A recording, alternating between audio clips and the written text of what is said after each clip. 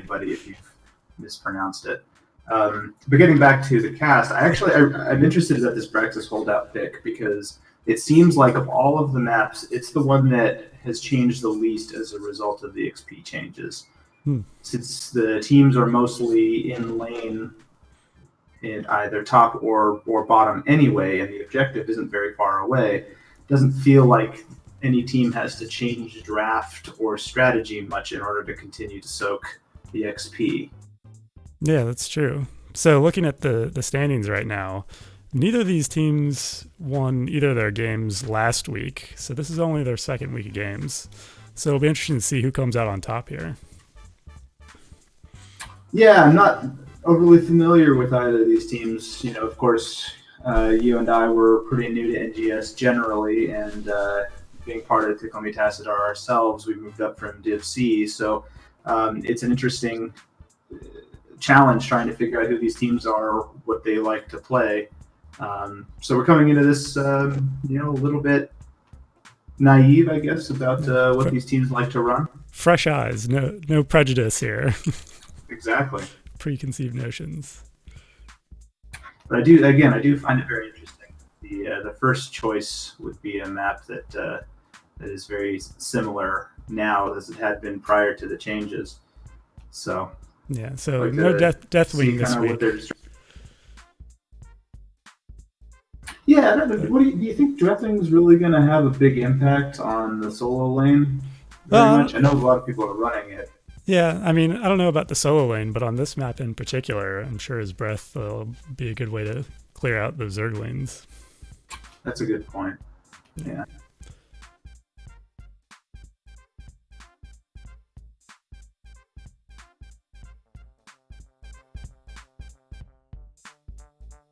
So we've got everybody in the lobby here, just waiting for everybody to get ready. Final preparations. Somebody apparently had Domino's pizza delivered, I guess, and yeah, that makes sense. I guess grabbing a quick bite. Trying to get all the matching player icons.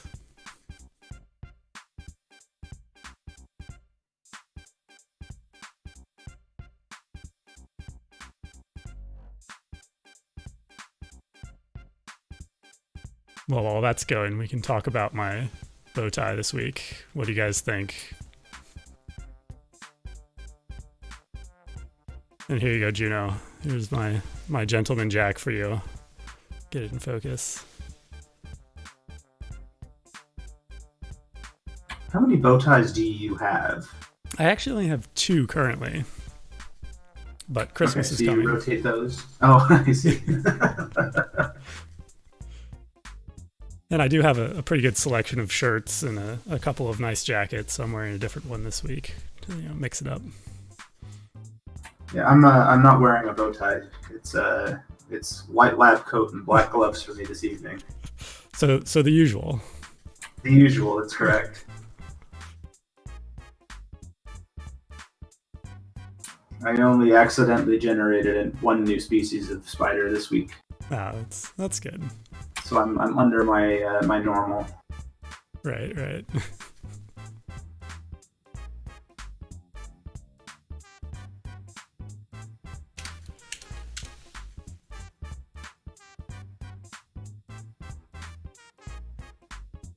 I think everybody's ready.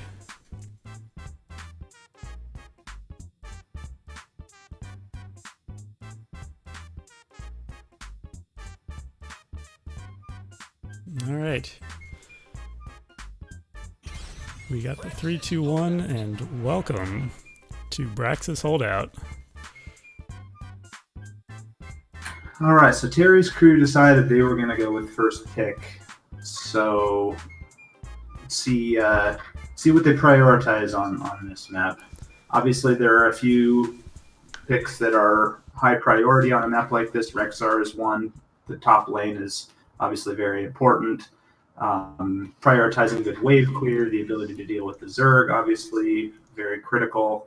But also selecting a tank that would allow you to stay on the objective. So let's see what they choose to prioritize and what they want to eliminate from Phoenix Rising Diamond's possibilities. Yeah, it'll be interesting to see if they did any intelligence work ahead of time and have any bans that they want targeting specific people, or just looking at the stats from the last couple weeks. Looking at ETC at 100% win rate, Greymane was looking strong. We'll see what they choose. And Alarak first ban. That seems pretty typical. Nothing out of the ordinary there.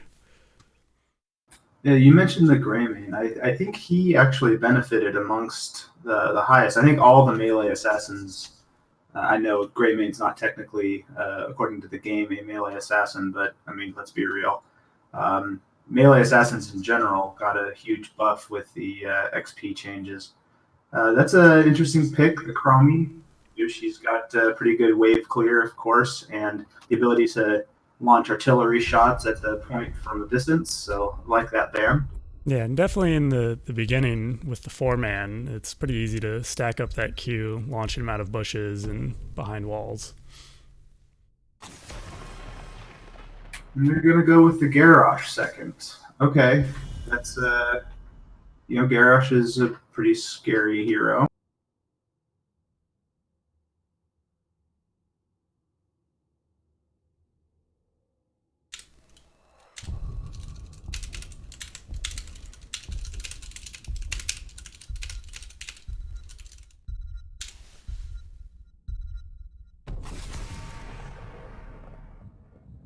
And Phoenix Rising is going to opt for a Jaina ban. So again, mage wave clear. So that leaves up the Gul'dan. Maybe they'll opt for a Kael'thas.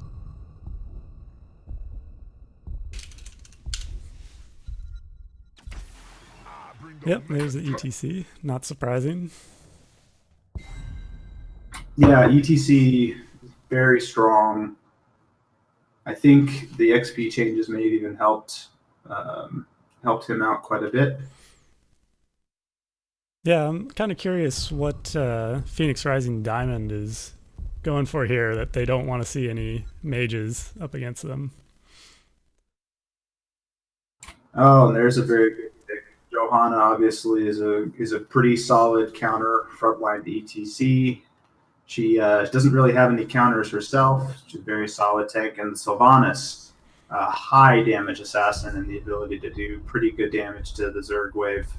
Yeah, definitely. Strong wave clear and ability to help the Zerg push down those towers by turning them off. There's the Rexar. Yeah, that's a pick. I like that pick. And the Gul'dan as well. Yeah, great wave clear on the Gul'dan. Great point control in the top lane. I think those are very solid.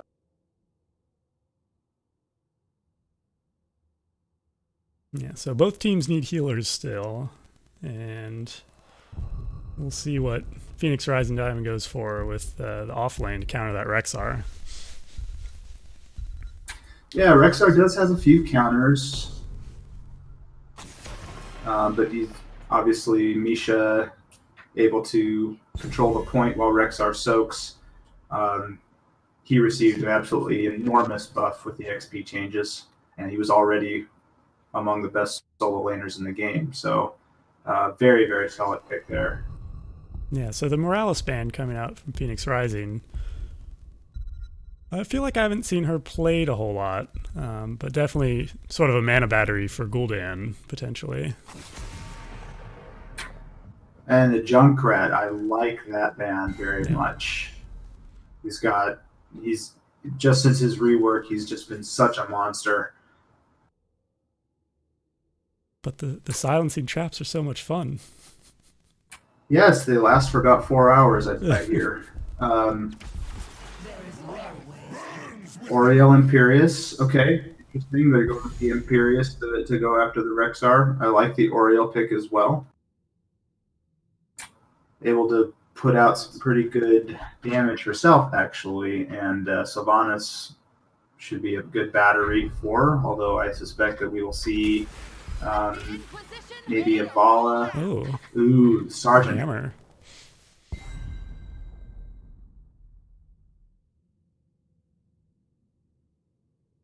So that is an interesting pick. Yeah. I can maybe the white or the Morales was a targeted ban then. I Maybe mean, they did know something. yeah, could be. Oh, Now that's an interesting choice. yeah, a I know couple of interesting Nazebo got picks. buffed recently, and the zombie wall, of course, is pretty scary. If you're a Sergeant Hammer, you suddenly find yourself not able to move, even if you wanted to Z out. So yeah, who do you like here? I think Phoenix Rising might have a stronger late game, but we'll see if they can make it there. I have to go with Terry's crew here. I think Yeah, the Goldan just has so much wave clear. The Nazebo, puts out good damage on minion waves. Sylvanas obviously puts out good damage on the minion waves, but Goldan's wave clear is just so good. And the Rexar, I think, wins that fight against Imperius yeah. for the top point control. Phoenix Rising is going to have to rotate someone up top in order to contest that point, or they're going to have to win solidly in the 4-man. And I think that given the Terry's crew as the Sergeant Hammer, any push into their 4-man is likely to be quite dangerous. So I have to go for Terry's crew on this one, just based on the draft. Yeah, I do think that Phoenix Rising Diamond, has some counters to the mosh pit, but I don't think that's going to be the decisive factor in this particular match. Landing that big The mosh. Johanna, obviously, with the blind on the Sergeant Hammer, Oriel can whip Sergeant Hammer into a wall, and of course, the Imperius if he gets a good flank. But if Terry's crew plays around those abilities, which I imagine they're capable of doing, I have to give it to them.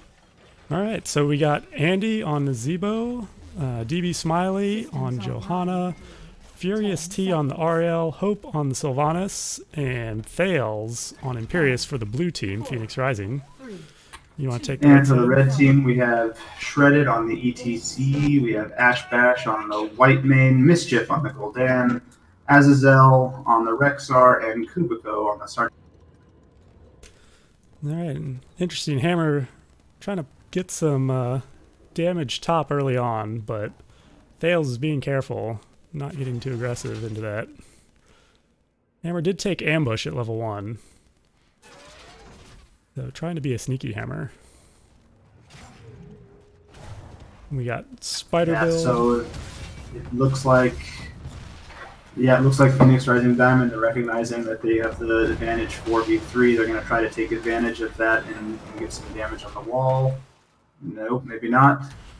Meanwhile, Hammer's getting good damage on top lane and forcing that Imperius back. So Yeah, Phoenix a lot of Rising damage Diamond on has to deal with that. Oh, and Misha's going to get zombie walled. Dead Misha. Oh, no. 40 health.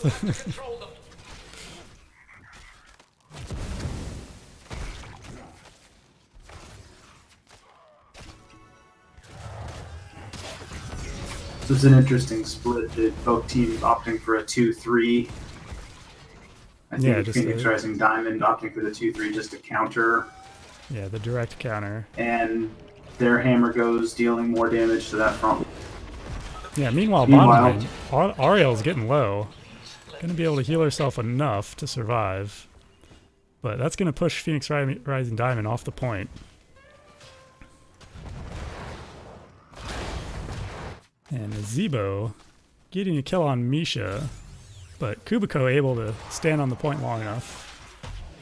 Yeah, meanwhile down in the bottom lane, the Terry's crew showing that self-sustain, white main able to keep ETC up, and the Goldan able to keep himself up, just doing so much damage to DB Smiley. And he's barely able to pop that shield just in time to hold on to the point. Meanwhile, Terry's crew is going to go back and tap. And top lane, Fail's able to come back and jump on the point. Oh, there's a slide onto the Johanna right after the shield expires. And that's a kill down bot lane. That's going to spell trouble for Phoenix Rising. Big slide on Another Ariel. slide. But she is able keep herself up. Just barely, 100 health, 80. And she's going to hearth. Meanwhile, Hammer is going to do so much damage to that front wall. Yeah, DB Smiley just getting back. And the unstoppable from Kubiko. Letting him stay in place. Keep doing damage. So we got Spider Build to Zebo. That wave clear, because the Gul'dan's able to keep the waves pushed up so that Hammer can do damage to the wall. Phoenix Rising Diamond able to take this bottom point. And the Hammer rotated up top. Looks like they're going to do a 2v1 on the Imperius, see if they can force him out, and looks like they will and retake the point. But in the meantime, Phoenix Rising Diamond takes bot. Yeah, so slight objective advantage to Phoenix Rising here for the time being.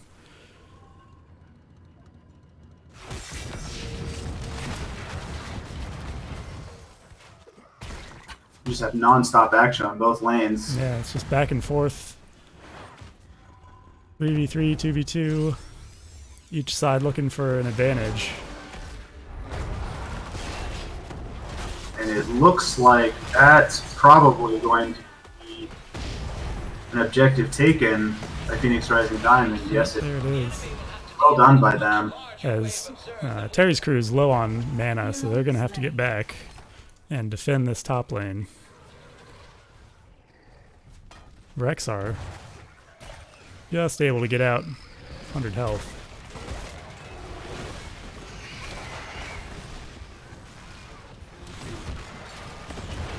And he and Misha are going to go back. As Gul'dan's going to put up a good defense here. Let's see what's going on bottom lane. Credit on ETC. Just keeping bottom lane in check while the rest of his team deals with the top lane.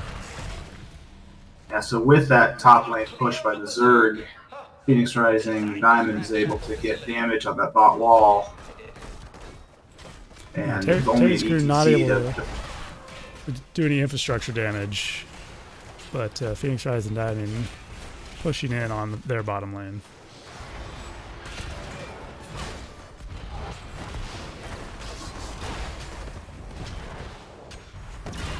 Yeah, Terry's crew keeps going after Furious T, but he's able to get out of there.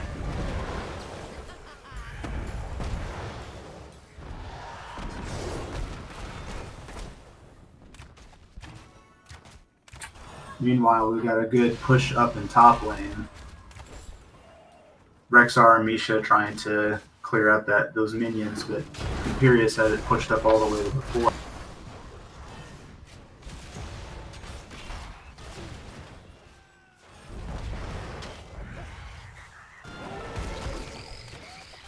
Reddit doing a good job stepping up to grab those XP globes. But between Sylvanas and Zebo, he will clear that out pretty quick.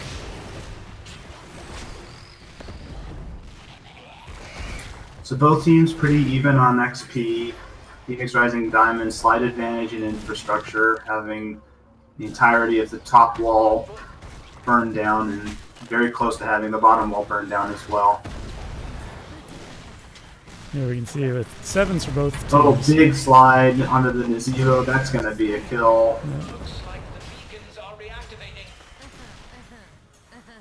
Yeah, Sylvanas is already up to 75 stacks on her Unfurling Shadows quest. And Gul'dan almost about to finish Echoed Corruption. The 10's coming up first for Terry's crew at this point.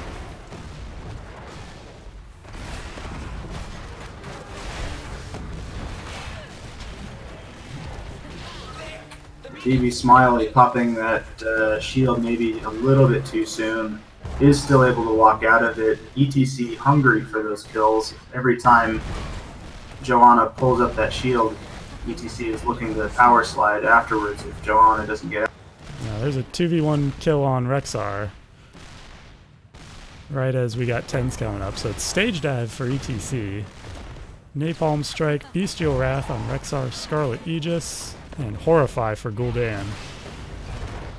but they're not going to be able to capitalize very much before Phoenix Rising grabs their turns. Careful here. They're getting counter engaged, and Phoenix Rising Diamond has ults now as well. Looks like they will. So Phoenix Rising Diamond again able to get control of both points.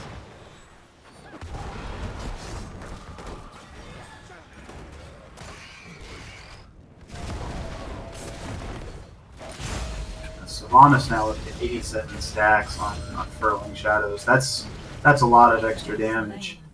Yeah, Fail's going down top to Rexar and Kubiko working together, which is going to buy Terry's crew some time here.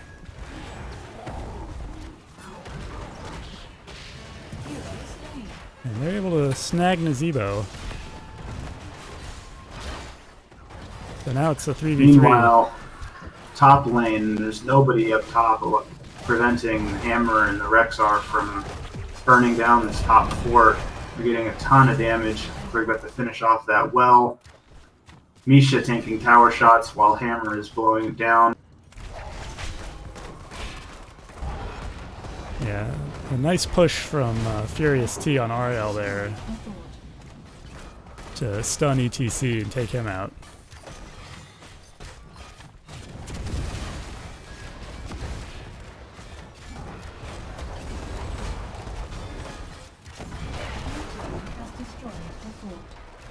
And that's bottom fort going down for Terry's crew.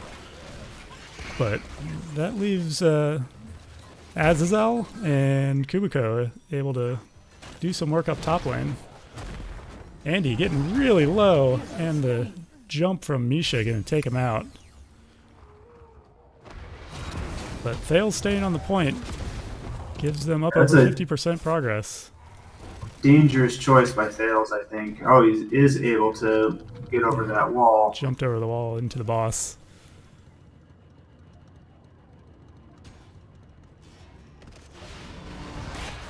Shredded, getting very aggressive.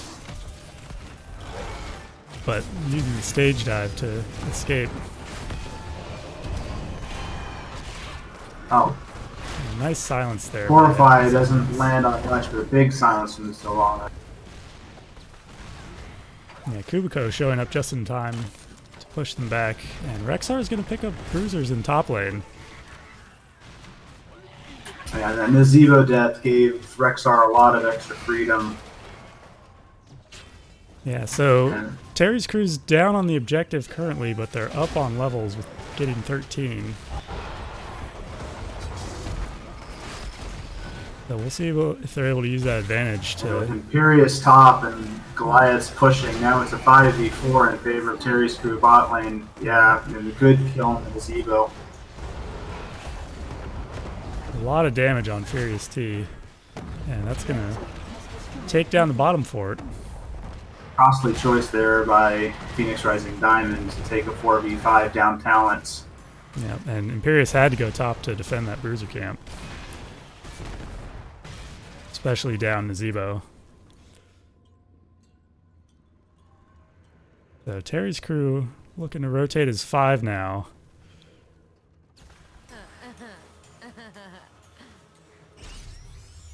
Not going to get much progress on the objective, but definitely the safer choice. Yeah, Phoenix Rising Diamond making sure that they can get full advantage of the time the Terry's crew spent rotating, get back on that bottom objective, and pick up the even talent tier. Yeah, so 13s for both teams now. And we're looking for a fight here. ETC, again, quite deep. And a lot of damage from the Blasted Shield on the ETC, but he power slides out. Gul'dan throwing out an E gets Stevie Smiley and fails. Oh, Shredded huge! Oh, but doesn't have the follow-up damage for the entire team. He goes down, and Johanna goes. So kills on both sides, but that's a big objective advantage for Phoenix Rising Diamond.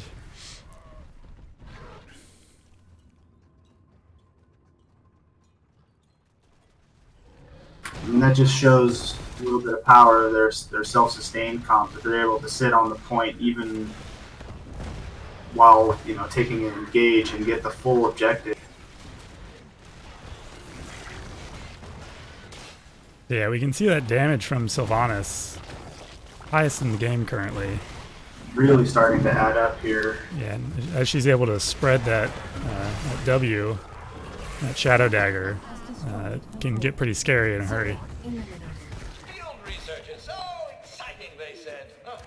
I'll show them some excitement. So now both teams with their top and bottom force taken down. Terry's crew with about a 1 level advantage. Yeah, both sides looking for the right time to engage here, but Terry's crew going to back off. Not really much to gain by fighting here at this point.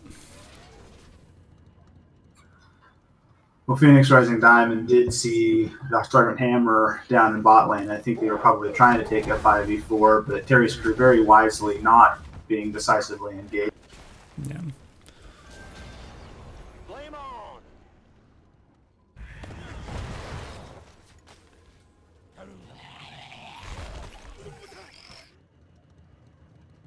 So DB Smiley and the rest of the Phoenix Rising looking for Kubiko here. Trying to get a 4-on-1 pick. Oh, and Kubiko. Here comes the stage dive to Peel. And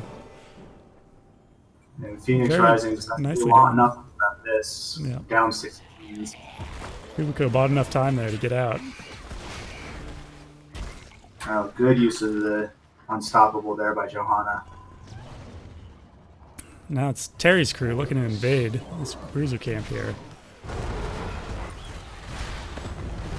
And with 16s, we'll see if Phoenix Rising Diamond's able to do anything about it. And they're not. Let them have it. Phoenix Rising has a pretty good wave pushing bot right now. They'll probably get this tower and maybe the gate as well. Yeah, it's interesting. Terry's crew's had about a 1 level advantage most of the game, but Phoenix Rising able to keep on these objectives and keep these waves pushed up with that. Well, one thing else I want to notice is the Nazeebo's 150 stacks now. Yep. Voodoo Ritual, so Vile Infection is a legitimate choice. Not an easy thing to do when you are only clearing minions on one. So Terry's crew starting the boss and taking a lot of damage. Dale's spotting it. And DB Smiley Phoenix coming in the Rising back. does spot it out. There's going to be a fight, big fight Furious. here. Huge Horrify pushes ETC off the point. It's a nice steal there from Phoenix Rising. But both sides losing 2 over in that fight. Yeah, 2-2, but Phoenix Rising Diamond able to hold on to Kubiko taking spider hits. Gonna Oh go my down. goodness, those spiders. The most terrifying thing in the... And that's an extra kill with boss pushing top and And the Phoenix objectives. Rising Diamond be able to get both points and start building up their Zerg wave again. And despite the fact that they're down 6 kills to 10, it has been all Phoenix Rising Diamond when it comes to objective and point.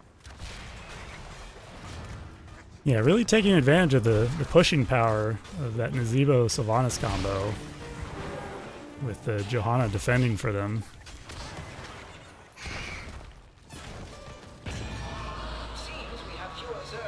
And that'll be a full Zerg wave in the same lane as the boss just got cleared out.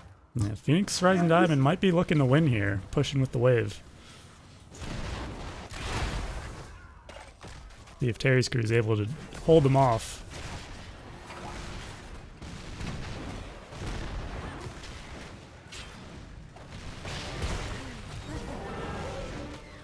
Terry's crew needs to figure out how to clear out this wave. They're gonna lose this keep.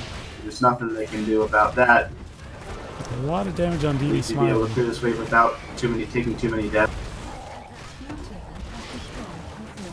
Yeah, Sylvanas' ability to just turn off that keep really makes it difficult. Oh, huge stab by the Imperious. And Shredded is in a bad place. Misha's taking a lot of damage. Big condemn by Johanna, but Here comes a she stage gets dive pushed right back. in the middle. DB Smiley going down. And Furious T right behind Big him. power slide gives Gul'dan the opportunity to kill the Oriole as well, and that's a full Zerg wave clear. And Azebo trying to get some more damage on the core, but not quite able to finish. I don't mean You know, any the offense. spiders I and just want to poison make still doing sure. a little bit of damage, but only down to 20%. And we'll see if Terry's crew can use this to their advantage to get some map pressure, maybe take a keep here, see if they even have enough time to win Phoenix Rising Diamond. Have to make sure they just don't get picked. A Yeah, pick is a lot. Shredded looking for the pick here. Waiting for the rest of his team to show up. Fails in a bad way, and that's a huge power slide. Yeah, that's exactly what you can't let that happen. So that's going to stagger the deaths, which is not good. And it looks like Terry's crew crew's even going to pick up 20s here in the middle of this fight as they're picking up this keep. Not quite enough to get the keep. There it goes. See, are they going to push core here? They've got 30 seconds before Imperious comes out, and they are up Storm Talents. But it looks like they're going to choose. Pings on the siege camp. As Shredded's holding it down. Got ultra capacitors for extra damage on Sergeant Hammer. Crowd Pleaser for the bigger stage dive. Spirit Bond on Rexar. Guiding Light for the permanent Zeal. And Demonic Circle for the teleport on Gul'dan. And Terry's crew's looking to turn this whole map red if they can. Which they're going to need to is a couple of catapults there in the top lane. Engines are recharging, and the Zerg are growing agitated. And it looks like they may try to take this top keep while they still have level advantage. Phoenix Rising Diamond needs to be careful not to engage as Terry's crew have all their ults. Yeah, they are all back up though, so it's 5v5 right now, and this could go either way.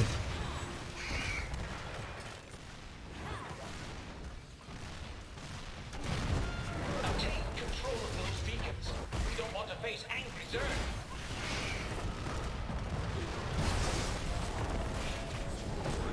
Good condemn by the Johanna, but ETC slides out and pushes everyone.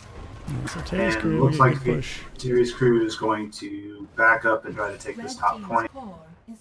There's three catapults on core with only 20% in the shields.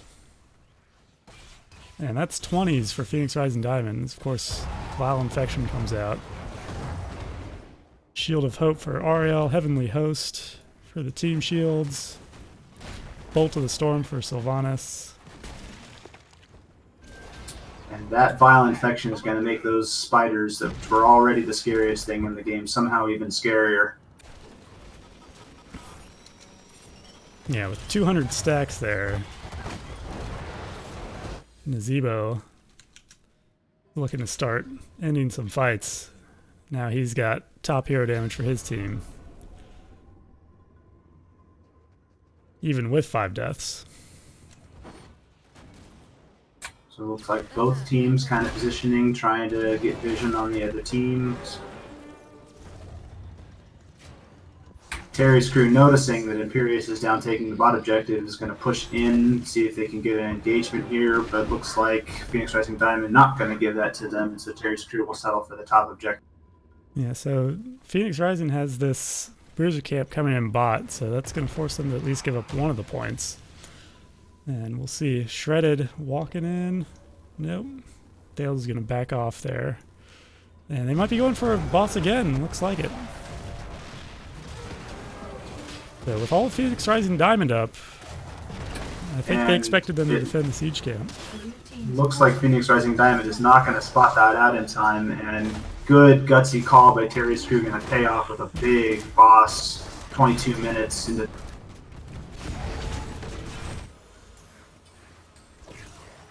Yeah, Phoenix Rising already has 50% on their Zerg wave, but it looks like Terry's crew might be going for the win here.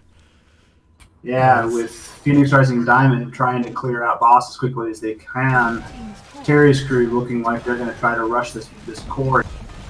And Diamond spots this out. Everybody runs a hard party, but that core is starting to take a lot of damage. Yeah, Kubiko able to do a lot of damage with those ultra capacitors. Big stage dive comes in.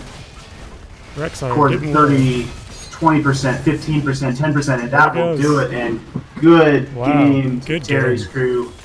What a back and forth. Well played, both teams. Really close the whole game.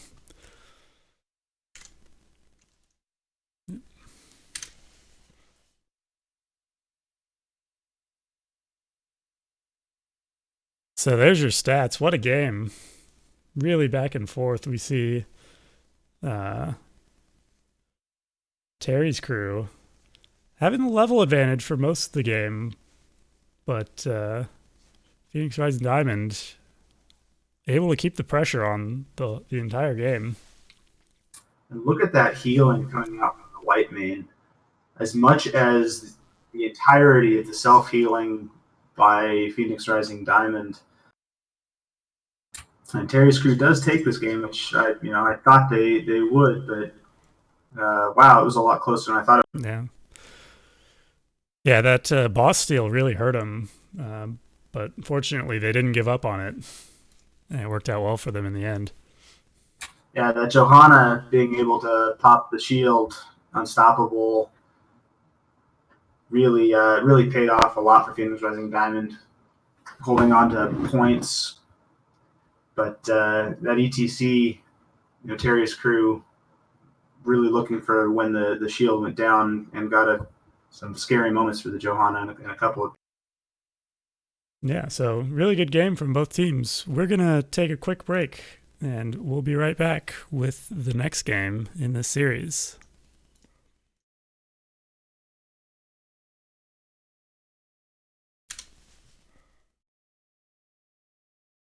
All right, we're muted. Wow, that's not as easy as it sounds. All right.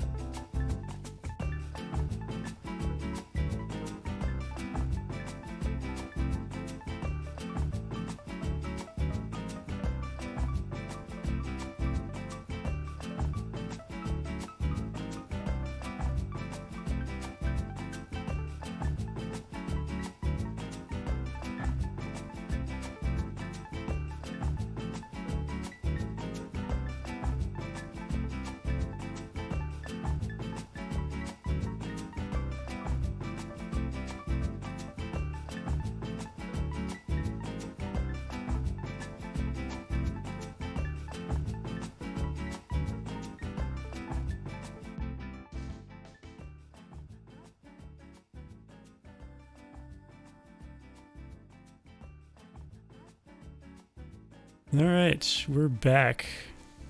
Looks like both teams are just about ready. Talking about doing some player trades mid-match.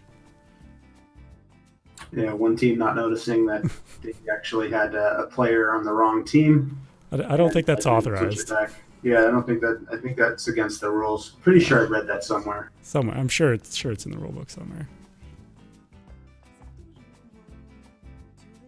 But looks like we will be heading to Cursed Hollow for this next game.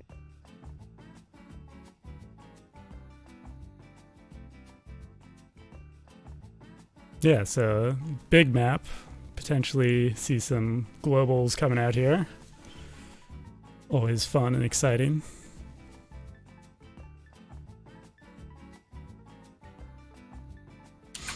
Yeah, and this is a map that definitely has been altered pretty significantly by the XP globes. It's always been a map that prioritized solo lane type heroes because of its size and the distance between the lanes, but also the camp timings. Having somebody that can go and take the giants and then make sure that you can get those bruisers at the right time in conjunction with that tribute. Yeah, a little bit of RNG there, assassins. hoping that you get your easy camp on the opposite lane from the first objective. Definitely, yeah. So it'll be really interesting to see how both teams adapt to this. Both teams seemingly very evenly matched, as evidenced by last. Yeah, for sure. If this game's as close as the last one was, we might be seeing a game 3 here, which is always exciting. Yeah, definitely looking forward to it. Low key, kind of hoping that happens. Rising Diamond opting for first pick here. So this was Terry Crew's choice of map. Yeah, we'll see if either team saw anything that they really didn't like. But it looks like Phoenix Rising Diamond sticking with the Chromie ban. Yeah, apparently really not liking that Chromie. Either they know something about Terry's crew or they just hate that hero, which, is either way, understandable. Both are fair. And Chromie, as much as I commented on the fact that she's very powerful on Braxis, the distance makes her really dangerous on a map like Cursed Hollow, where she can just delay the point with both her Q and. Yeah, there's the Abathur ban. Makes sense. Able to still soak with the hat. And a quick ban on Zagara. Interesting ban there. Nice. I kind of like it. Zagara made some changes. Obviously, a very powerful solo laner. Able to rotate able to lanes quickly push. with the Nidus.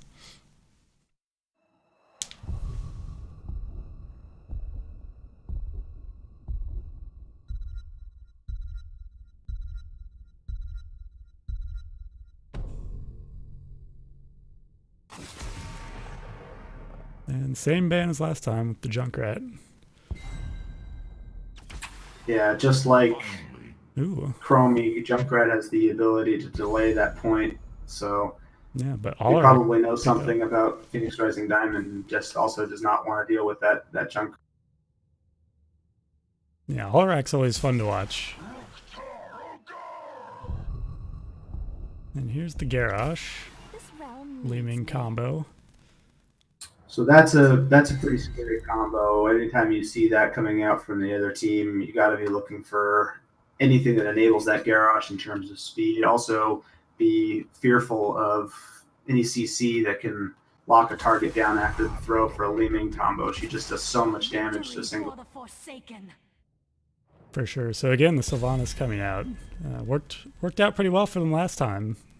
Definitely. And then the ETC, of course, always strong. Yeah, always interesting seeing what teams choose to pick as a tank to counter the Garrosh. Johanna, obviously, with the ability to create that shield unstoppable, pretty good counter to the Garrosh. ETC, power slide out, also a pretty good counter, but very different styles. Yeah, if they're able to get some additional CC to lock down that ETC, he can go down in a hurry if they're not careful. Exactly. Terry's crew deciding that they don't want to face one of the other globals with the Dahaka, I think it's a very good choice. Yeah, makes sense.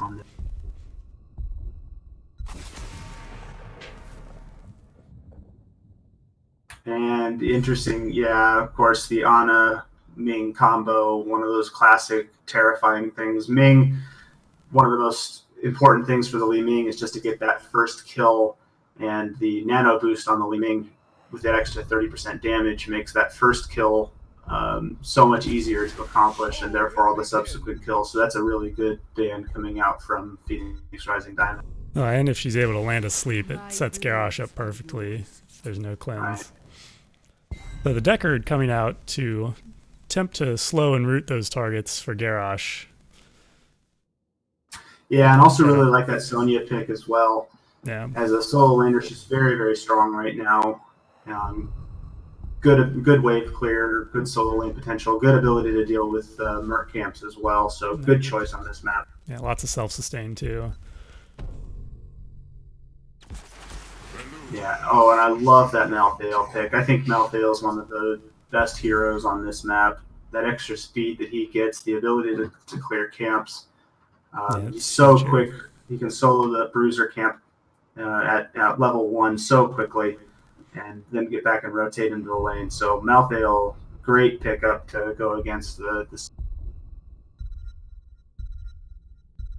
So just Kubiko left, waiting until the last second to pick up an Illidan. Wow. Interesting. That is a gutsy pick. Yeah, into Alarak, ETC, Malfurion roots. Typically, when you see an Illidan, there's something else enabling him. You've got, perhaps a Tassadar for the shields, maybe an Uther, but to run him by himself into a comp that can do so much CC, that's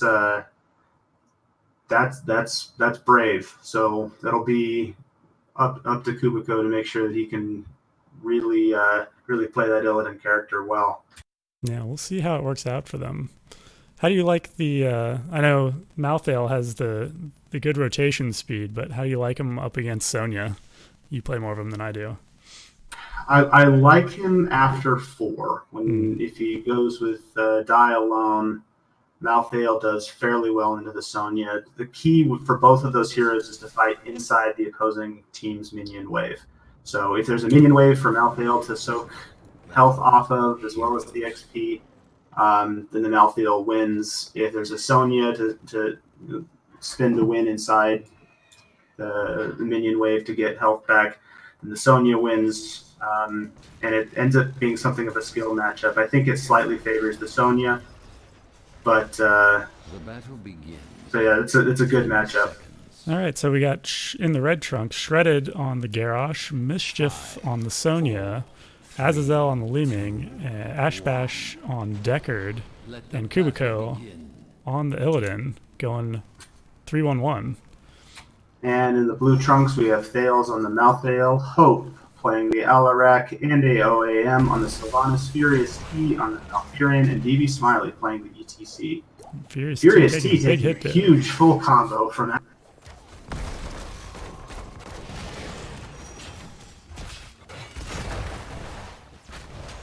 One thing I really do like about Terry's crew's comp here, even with the Illidan and the Sonya, is both of those characters fully capable of playing in the solo lane. Both characters fully capable of taking the Merc camps by themselves. So it gives them a lot of flexibility in terms of which hero goes to take which camp at what times. So very good choices as far as the macro goes. It remains to be seen how they fare in the team. So Kubiko already able to get a little bit of damage on this top lane. And Phoenix Rising Diamond countering also a 3-1-1. And you can see the Sonya rotate over to take Giants. The Sylvanas go to rotate, take Giants. And that puts the Li Ming up against the Malthael. And this is something I with the changes to the EXP, ranged assassins really struggle into bruisers and melee assassins for the purpose of soaking lanes. So this would be an area where I would really like to see the Malthael just freeze the lane and force the Li Ming to come into melee range in order to get the experience. Azazel going deep, but able to teleport out in time. And Sylvanas deciding to take the Giants up top. The RNG did put the first tribute at the topmost point. And the Sonya deciding just to anchor an already cleared camp. And looks like they're going to try to take both the Bruisers and the Giants at the same time. Yeah, both sides taking their Bruisers, but Phoenix Rising may have taken their Siege Giants a little early, even though it's just Ash Bash on Deckard defending.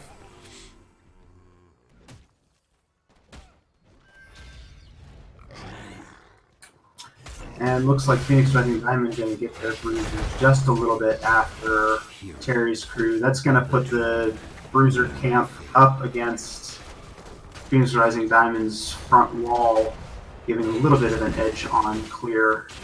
And Sylvanas nullifying all of the minions and mercs there. And Phoenix Rising Diamond able to get good clear on that. The first tribute starting to spawn. So Terry's crew picking up their Siege Giants, and Mischief taking a lot of damage. But we'll see if Thales decides to stay down here as this first objective comes up. Ash Bash starting to pick it up, but Smiley coming in. And Phoenix Rising Diamond pushing them back. They've got a 4-3 advantage here. And Terry's crew might just be trying to delay this as long as possible. Yeah, it certainly looks like they're trying to. We've got Illidan mid lane, Sonya bot lane. Oh, DB Smiley Ooh, getting big tossed. throw. DB Smiley taking damage from the fort being slowed. He's going to take a little while to get back into the fight. That cube from Ash Bash able to prevent the capture at the last second. DB Smiley down to 300 health.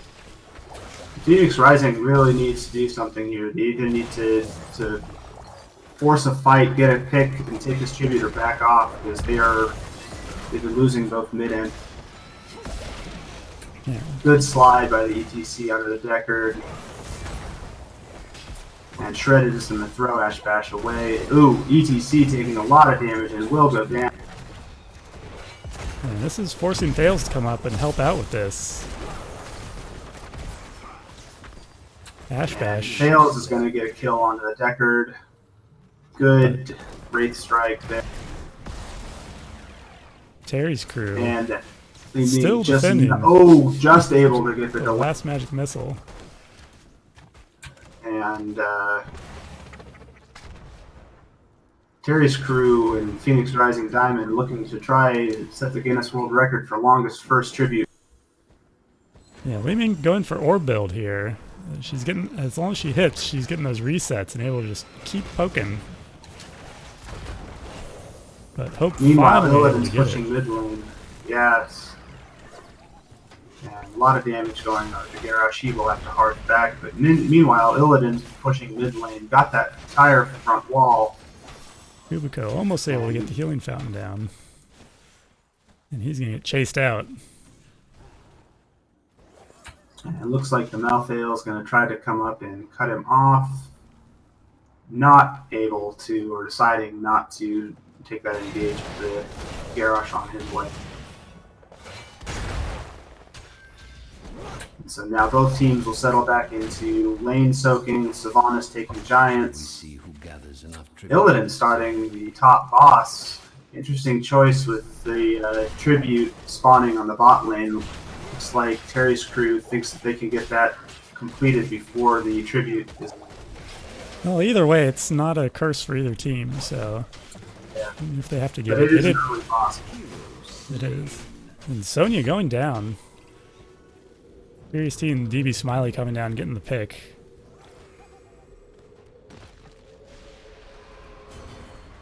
And both teams putting 10 at roughly the same time. Terry's crew going to be a little late getting down to the point, and so Phoenix Rising going to get the second tribute. And this boss is going to push top lane, probably going to get this front wall. Dale's going down to the orbs. Hope. Blowing that counterattack, or counter-strike, in the wrong direction. But 10's coming out for both teams. We've got the Hunt for Illidan, Taunt, Warlord's Challenge, Stay a While, and Listen.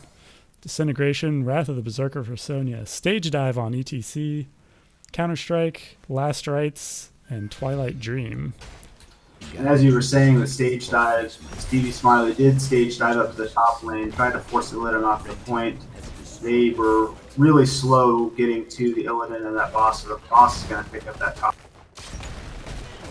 And that's a lot of value for Terry's. So it looks like Terry's crew is just going to give Phoenix Rising this curse, but trying to get bottom fort out of it and keep the pressure on the lanes.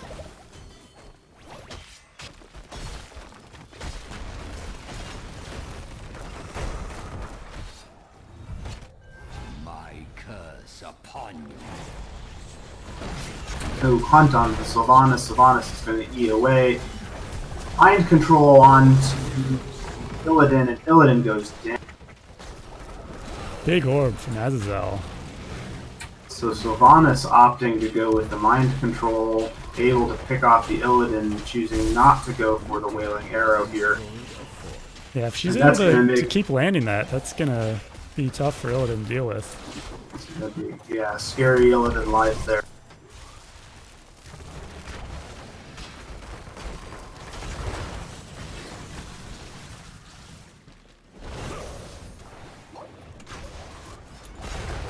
Ordinarily, I'd be a larger proponent for the Wailing Arrow, but with Illidan taking Hunt, that's predictable location for the Illidan to be right during the engage.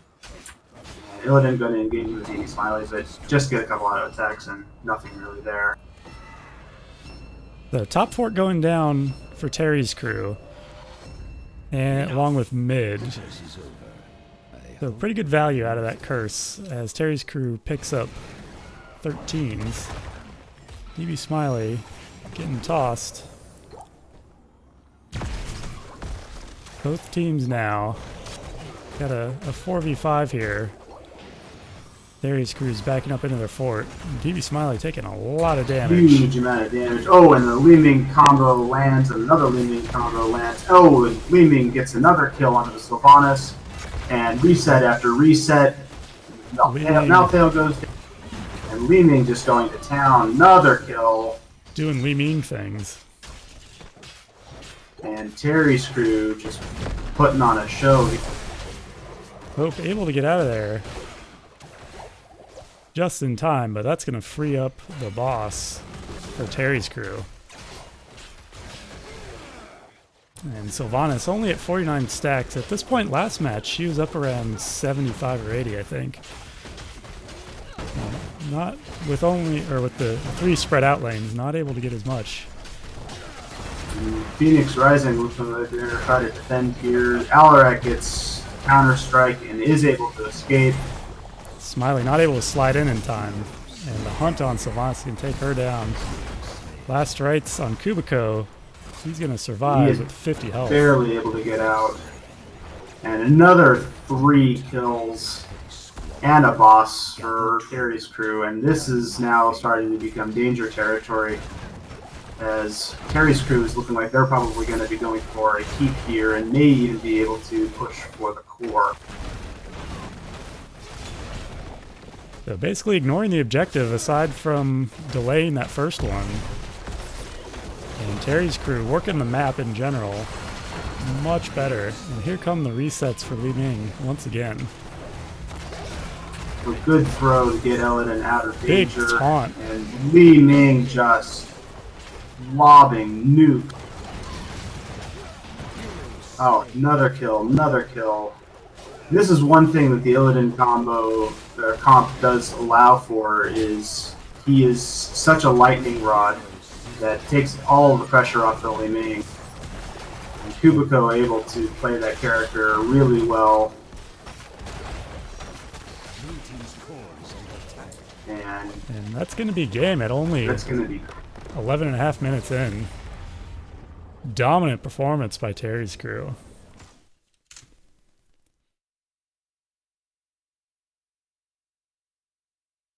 Yeah, so we were saying as we were going in that Illidan is a dangerous selection into that. And we saw, the one time with mind control, Illidan found himself in a really bad way. But the ability for both the Illidan and the Sonya to play the macro game, taking the Mercs, and moreover, taking all of the pressure off the Li Ming, allowed the Li Ming to run an ore build with glass cannon, which makes her a very scary character to play, but if she's left alone, can become incredibly dangerous. So well done, good comp, good ability to recognize how their comp matched into Phoenix Rising, Diamond, and well done by Terry's crew there. Yeah, good games on both sides. Seeing if Terry's crew wants to do an interview.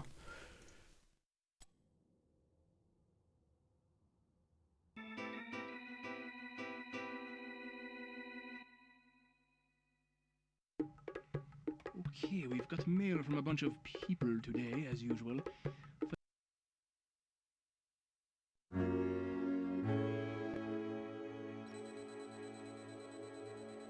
Oh, he's in a different lobby. You want to hop over there?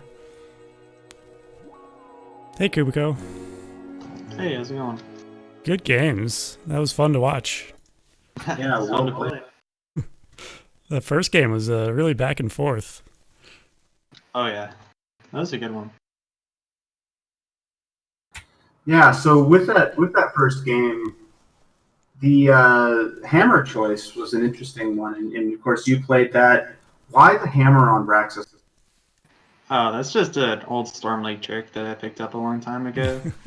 Hammer is just pretty damn strong on that map.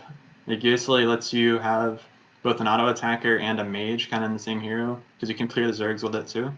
Also, it's just insanely dominant if you pick it on Braxis, because you can bully the top lane. Just run a duo top. If they move two people top, you move down. It's just really strong. Yeah, so when Phoenix Rising selected the Nazebo there, were you at all worried about Zombie Wall? Not really. I mean, I honestly haven't played in 2 weeks because I left all my computer stuff, and I actually I realized I couldn't have two off roster subs, so I went to a friend today and was like, "Can I please borrow your mouse?" And he's like, "Okay, and I can play." So yeah, I don't really know what all the new heroes are really, and all the new abilities are. As for Zombie Wall, that's never been a problem pre-patch or after patch, because you can just blow it away with the W. Yeah, fair enough. I will say his damage is kind of insane though. I did not expect to die that fast. Yeah. Yeah, those spiders were doing some serious damage. It's 75% of my health from just spiders. Holy shit. So you had a couple of boss calls in there on the Braxis. The first one didn't really go your way, but the second one, of course, actually won you the game, pushing top lane. Yeah. With the other team being five people up, what was the decision there? Were you just hoping to be able to blow it away before they reacted, or were you just hoping they didn't? We just realized all of them are gone. Azazel made a really good call. He's like, "All right, let's just do this." And I'm like, "All right, we're gonna do it." And then after we finished boss, I'm like, "Wait, they're actually just gonna go clear boss with all the people. So let's just try to run it down bottom." And then we just ended. So it all worked out. Yeah, you guys played that really nicely. So going to the second game, that was much less close than the first one. Yeah, that was. I think we kind of got our groove. We actually haven't played as a team really. We don't practice, and I haven't been able to play with my new team at all. So it's kind of fun, us finally kind of clicking in the second one. Yeah, I was a little surprised to see the Illidan pick up at first, but he was able to take the pressure off and let Li Ming throw those big orbs out the whole game. Oh yeah, Illidan and Li Ming have a lot of synergy. I've been trying to just think of really memey, but at the same time with a strategy in mind drafts. So that draft is basically we have a really good stalling 3-man for Tribs, and then Sonya and I are so dominant in lane that we can just get a huge lead. And it worked out pretty well. So was that always a kind of a composition that you guys have liked to run, or did the XP changes make that more viable? Is it the reason why you chose Cursed Hollow? Walk us through kind of the decision making for that comp on.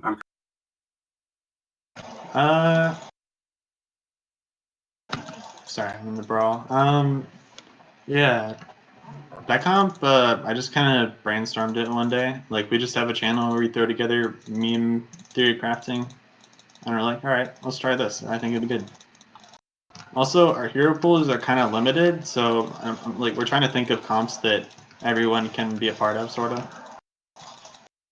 Like, as you can see, like, other team kept on target banning my dude Azazel. Holy shit. Yeah, I we were noticed wondering about the that. Chromie.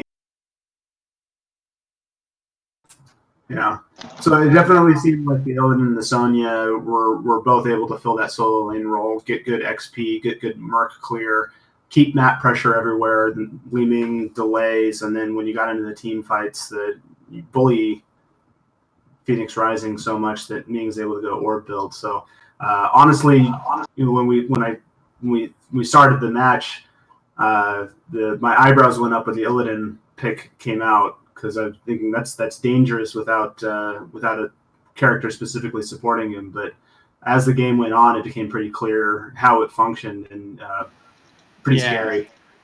Illidan was in no way the carry for that comp. Like, he was literally just there to bully the solo lanes and get value, and serve as the pseudo global basically.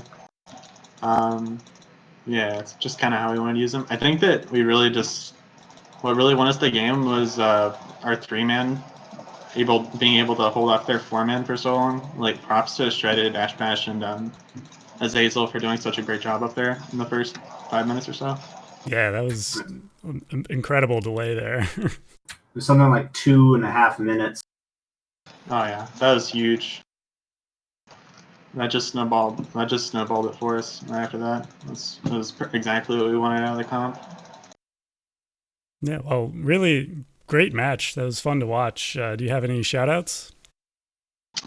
Shout out to my team. I'm so glad I was able to just pull my friends together and make this team just for fun, So I'm just really happy that we're able to play together. Shout out to you guys for casting. Thanks so much. And yeah, thanks everybody for watching too. Awesome, our pleasure. Well, good Yeah, games. thank you. Have a great Glad night. You too. All right, see you. So that was Phoenix Rising Diamond versus Terry's crew, and a great couple of matches. So that's going to be it for us tonight, unless Thicon has anything else. No, thank you. This is my first co-cast, so those of you in the audience, if you've got any comments on what we can do to improve, we're all ears. But thank you for watching, and thank you for putting up with us. And shout out to Garland's bow tie, of course.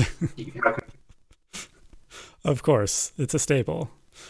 All right, everyone, have a good night.